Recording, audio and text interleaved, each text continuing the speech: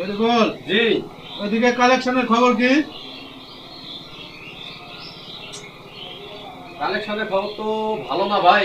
কেন, কি প্রবলেম, সমস্যা কি? বড় ভাই সমস্যা হচ্ছে একটা, বুঝছেন?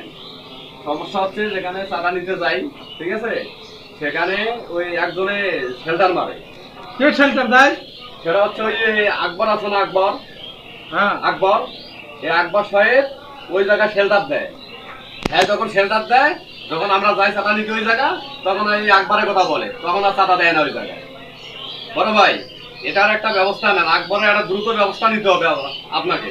কারণ আকবরের কারণে অনেক সাইড আমাদের নষ্ট হয়ে যাচ্ছে। এটা আপনি একটু দ্রুত ব্যবস্থা নেন বড় ভাই, একটু দেখেন বিষয়টা। মাথাটা তো খারাপ করে দিল রে। আকবর হচ্ছে আমাদের পার্টির সিনিয়র একজন সৎ লিডার, বুঝছো? পার্টির সবার কাছে তার একটা মূল্যায়ন আছে। দেখতেছি আমি বিষয়টা, এটা ঠান্ডা মাথায় সমাধান করতে হবে। আকবর ভাই যদি বাধা হয়ে দাঁড়ায়, তাহলে ওই ব্যবস্থাও করতে হবে। লিডার, বাইরের অবস্থা কিন্তু ভালো দেখতেছি না। কেন, বাইরে আবার কি হয়েছে? বাইরে তো টিভি চ্যানেল, বিভিন্ন সাংবাদিক এসে ভরে গেছে। সাংবাদিক আসে ভরে গেছে, তো কি হয়েছে? হ্যাঁ, ওই যে সেদিন যে আমরা কাজ করে এলাম না মার্ডারের, হ্যাঁ, সেটা বিষয়ে সাংবাদিক, মামুন সাংবাদিক রিপোর্ট করেছে। আর সন্দেহমূলক আপনি এই খুনের মেন লিডার হচ্ছেন আপনি।